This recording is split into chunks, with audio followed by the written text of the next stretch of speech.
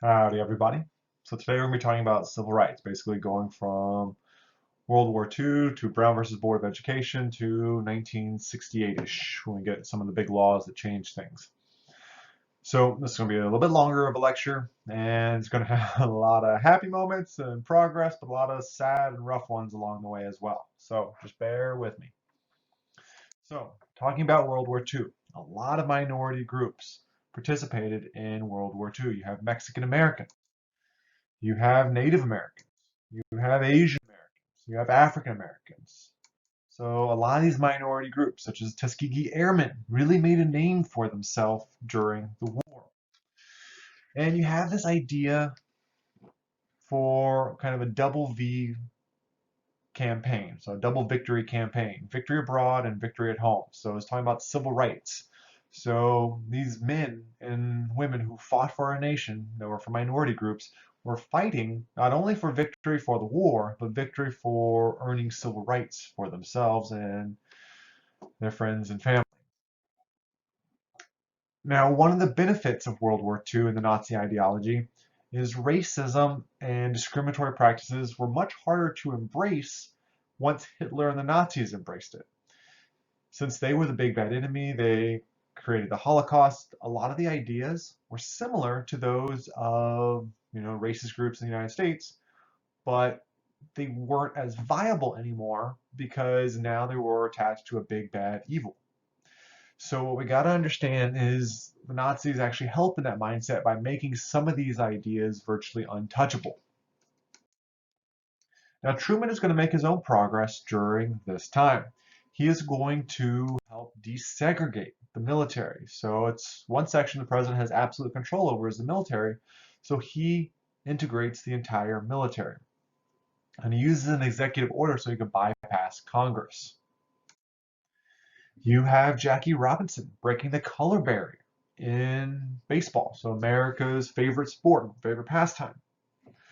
And he does really well, going on to be the Rookie of the Year. And he is really making a name for himself during this time.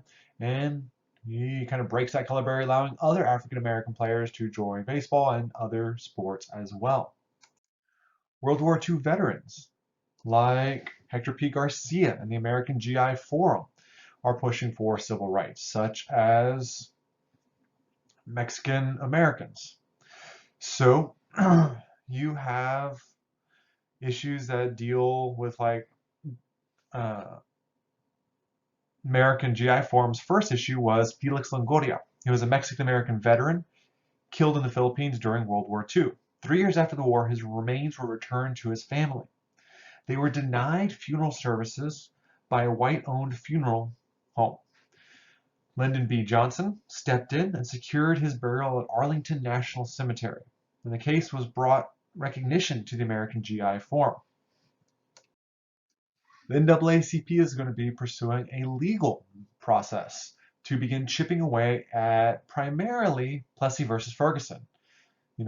Shooting for we'll know today as Brown versus Board of Education, but there's going to be several cases along the way.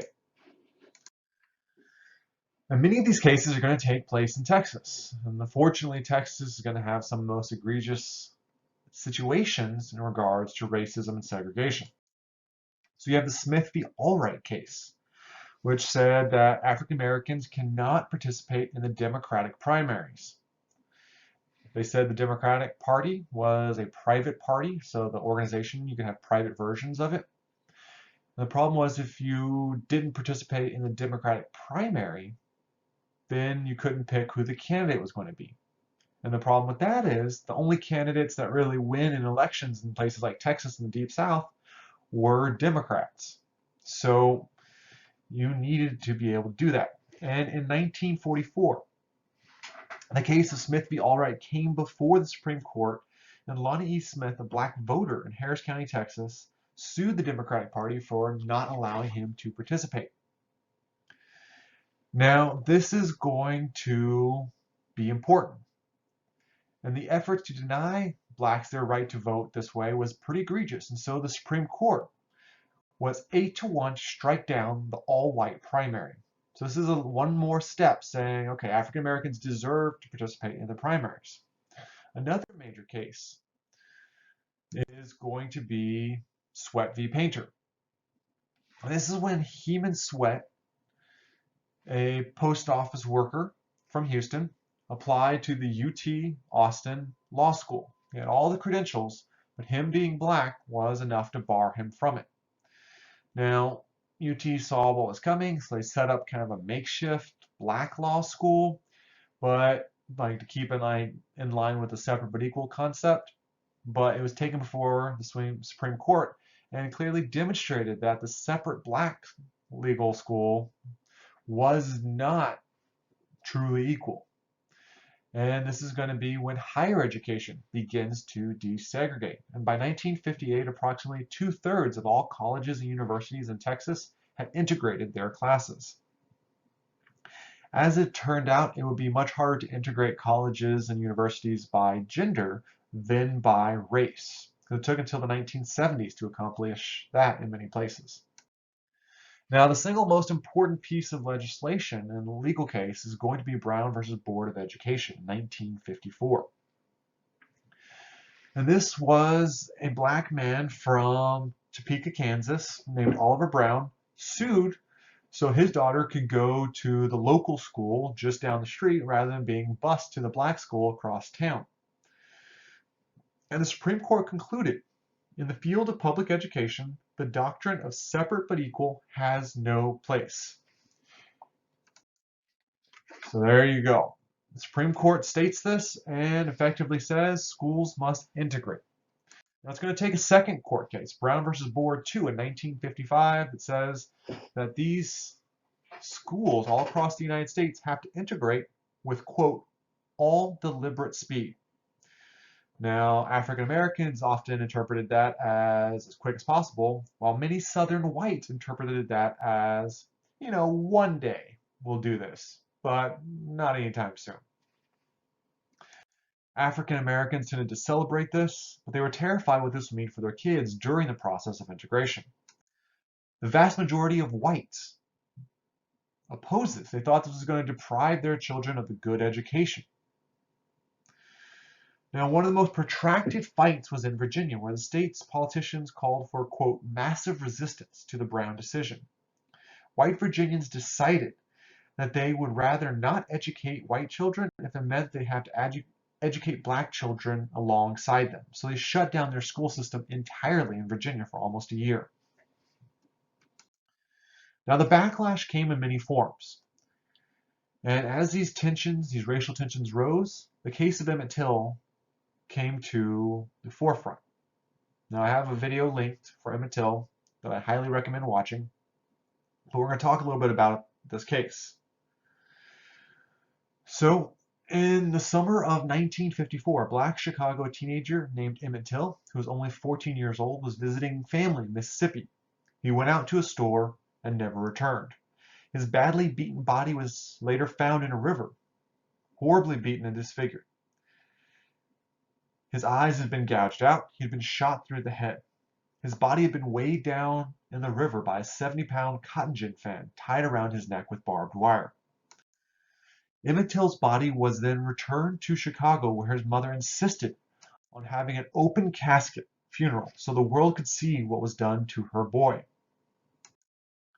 The two men who committed the crime were quickly acquitted. An all-white jury took less than an hour to find them innocent. One of the jurors noted if we hadn't stopped to drink a pop or a soda, it wouldn't have taken so long. Shortly thereafter, the same two men admitted to having committed the crime in a magazine article just a few months later. Protected by double jeopardy, they can now brag about their crime. And as it turns out, what Emmett Till was lynched for was saying hi or whistling at a white woman, and on her deathbed, she revealed it didn't actually happen. Now, the violence shocked people, both black and white, in part because it was to such a young boy and partially because it was so brutally. It was also the openness of the killer that shocked people. And instead of intimidating people, it emboldened the civil rights movement and pushed people to move forward. And things like the Montgomery bus boycott will take place. But before we get to that, quick question. What year did lynching become a federal crime? So when did it become illegal to lynch somebody? So it's always illegal to murder someone, but lynching particularly, where it became a federal crime and not just a state or county crime to murder somebody. 2020. So Emmett Till was lynched in 1954. It took until 2020 for lynching to become a federal crime. Now, the Montgomery bus boycotts were sparked by a 42-year-old Alabama seamstress named Rosa Parks, who refused to give up her seat on the bus, and the black community reacted when she was arrested. They boycotted the buses, which were used primarily by African Americans. They made up the bulk of the bus users. So instead, African American churches in the community formed carpools. African American mechanics helped make sure these cars kept running time and time again. And this left the bus boycott successful. The buses were empty. And lo and behold, it worked. When you started hitting white business owners in their wallets, they somehow magically became less racist and more willing to show and exhibit equality in their businesses, such as the buses. And it's going to be the same bus boycott that propelled Martin Luther King Jr., a young 26-year-old pastor, to kind of prominence as he took on kind of the lead role for this. And he took on a leading role in the civil rights movement. Now, Eisenhower is not thrilled about the Brown versus Board of Education decision. And he says, quote, "I don't believe that you change the hearts of men with laws and decisions." So not a huge endorsement of it. But nonetheless, Texas is going to be one of the first big testing grounds for integration. Alan Shivers is going to win the governor's race, and in big part by saying Texas schools will not integrate. All my instincts, all my political philosophy, my experience, and my common sense revolt against this Supreme Court decision. The Texas Congress goes even further, passing 3 segregation laws in 1956. One, strengthening the law against interracial marriage. We already had a law about it in Texas. This one just made it stronger. A law exempting white students from attending any integrated school. So basically they're saying if you're white and your school is integrated, you just don't have to get an education. And a law authorizing state action to block the federal government from integrating Texas schools. So this is an illegal action. A state cannot directly oppose a federal law. All 3 of these laws passed with only one dissenting voter. Henry Gonzalez, the lone Mexican American in the state legislature at the time, filibustered against these 3 laws, but ultimately he was unable to stop them. So this brings us to Mansfield High School, just south of DFW. And this was supposed to be the first Texas school to integrate, and people went bonkers. Huge protests all around the school. You had effigies being hung with inscriptions such as, "This would be a terrible way to die," and "This Negro tried to enter a white school." Mobs form on registration day to intimidate black students. Signs and cars with logos and taunts and jeers meant to intimidate black students.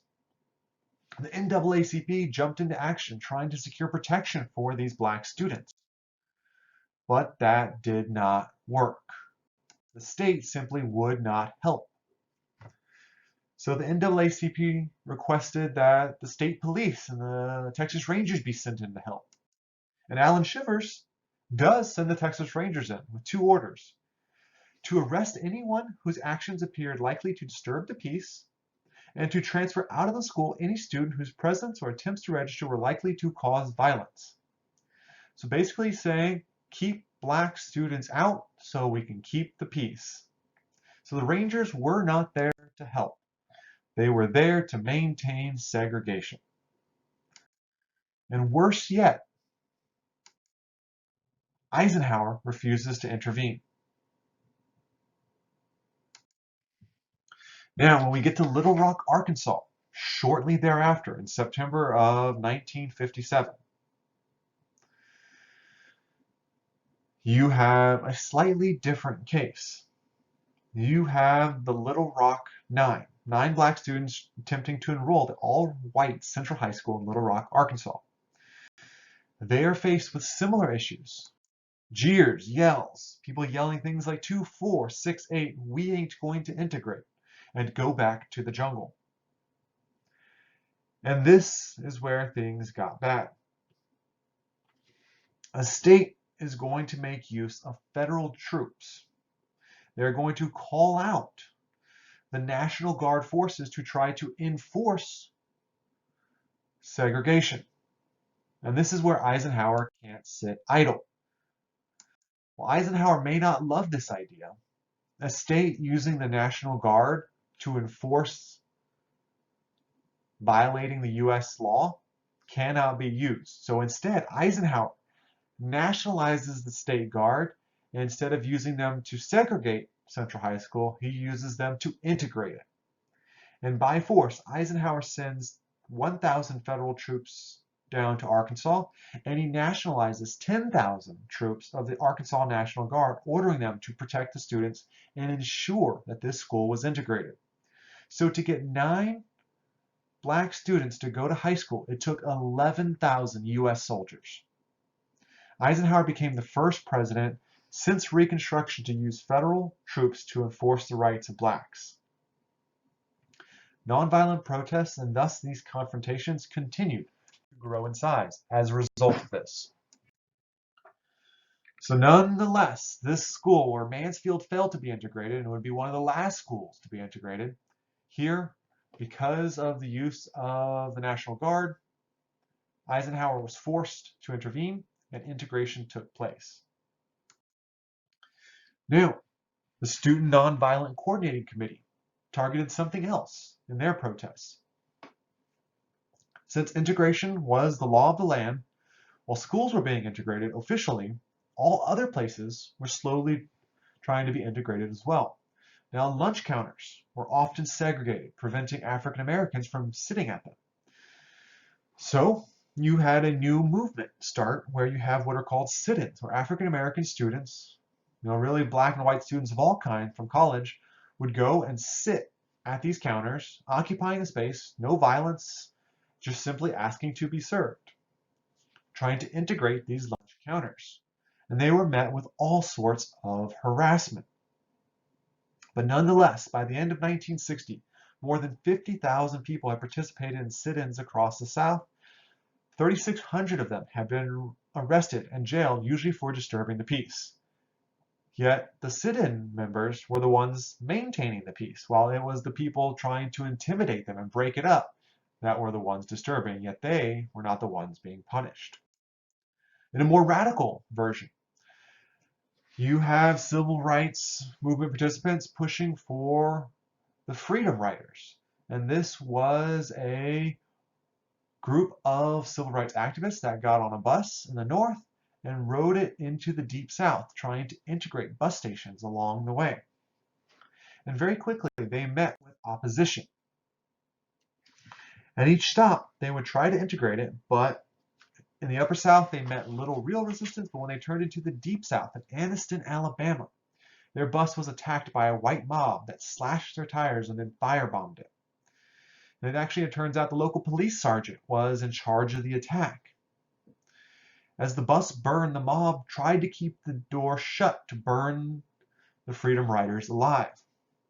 And when the 13 Freedom Riders managed to stagger off, they were attacked and beaten by the white mob, brandishing baseball bats and clubs. One rider suffered so many blows to the head that he sustained permanent brain damage. Another, taken to a nearby hospital, was refused service. They were then arrested and jailed in Birmingham, Alabama. They were met by another white mob in Montgomery, Alabama, armed with bats and iron pipes. Often the white freedom riders got the beatings the worst because they were seen as race traitors, as betraying the white race. But all of this is going to get national media coverage. People start seeing what's happening on TV. And this is when Kennedy cannot deny it. And Kennedy is going to have his hand forced and is going to have to send federal troops to escort the Freedom Riders through the rest of the South. In California, you have Cesar Chavez around the same time fighting for migrant farmers and Mexican American civil rights to get them better situation. James Meredith at Ole Mississippi, or Ole Miss at Mississippi University in the fall of 1962 is much like Little Rock 9. It's going to require federal troops to oppose Ross Barnett, the governor of Mississippi. Now, Ross Barnett said wonderful things like, God made the Negro different to punish him. And he opposed integration of the University of Mississippi. Just like Eisenhower, Kennedy sent federal troops. It took 23,000 soldiers for Meredith to be able to go to school at Ole Miss. So for 9 high school kids to go to school, it took 11,000 troops. For one black man to go to college, it took 23,000 soldiers. In Birmingham, Alabama, in 1963, things are going to come to a head when Martin Luther King Jr. called for protests against conditions in the city, what King called the most segregated city in the United States. Eugene Bull Connor was the Commissioner of Public Safety. He's going to unleash hell on the protesters. He uses attack dogs to attack the protesters. They hit them with fire hoses that were strong enough to rip bricks from the wall. They used electric cattle prods on the crowd as well. These people were beaten and brutalized. And what's worse is all of this is being shown on TV to the national population. The world is seeing this, and they are horrified by what we're doing to our own people. And it is going to be this that truly forces Kennedy's hand. And Kennedy announces a new civil rights legislation. Black leaders hailed it as the Emancipation Proclamation. And it's going to be in this context that Martin Luther King and other civil rights leaders are going to organize the March on Washington. However, there's going to be massive challenges ahead. So despite King's eloquent speech, the I Have a Dream speech, people are still resisting this. Just a few weeks after the march, a Black Baptist church was bombed in Birmingham, Alabama. 4 little girls were killed. So things are getting bad. Kennedy is struggling to hold the Democratic Party together to maintain support for his civil rights legislation. But there is some glimmers of hope. Mr. Rogers, a children's television show, does something that no show had done up to this point. It showed a black and white person sharing a pool together. Now, this might seem like something minor, a little paddle pool where 2 men can soak their feet on a hot day. But most public pools across the nation were segregated. And a prominent figure saying, look, a black man and a white man can both put their feet in the water. And it's not just a black man, it's a black man in a uniform. So he's showing a black man in a position of power, sharing a paddle pool, and everyone's happy. Everyone's getting along. And this is teaching this young generation that not everything has to be filled with hate. Not everything has to be so contentious, even though times are, in fact, very contentious. Now, the last big push, kind of the road to 1965 with the next civil rights legislation, and the chaos that ensues by 1968. So we talked about the bombing at the 16th Street Baptist Church, where 4 little girls were killed as they were in Sunday school before the service. Kennedy and his Vice President Johnson, remember Johnson's from Texas, were talking about how to best heal the rift, the political division between conservative and liberal Democrats. And they said, we need to make sure Texas is on our side. So Kennedy is going to come to Texas to try to heal this rift. And he's going to make a big tour of the Dallas-Fort Worth area. He starts off his tour in Fort Worth with his wife, Jackie. He gives a big speech in Fort Worth. Then they'll fly Air Force One to Love Field in Dallas and begin a major motorcade with the governor of Texas. They will proceed through Dallas.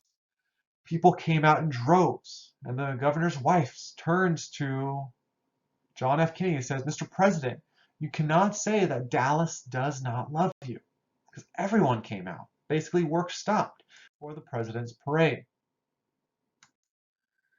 And then, as the president's motorcade turned down Dealey Plaza, you have a shot ring out. And the president is hit. I'll link a video it's a very short clip of the president actually getting shot. He is then rushed to the hospital, where he is pronounced dead on sight. The governor had been shot as well, and after some surgeries will end up surviving. This is the first time since air travel that a president has been assassinated. So when they took the casket back to Air Force One, they didn't have a place to put it. So they actually had to remove seats from the plane to get it back on. And there's actually a fight over the body because the local police say, oh, it's their jurisdiction, but the Secret Service says, no, it's the president. Because up to this point, the assassination of a president was just a normal murder. It wasn't a federal crime.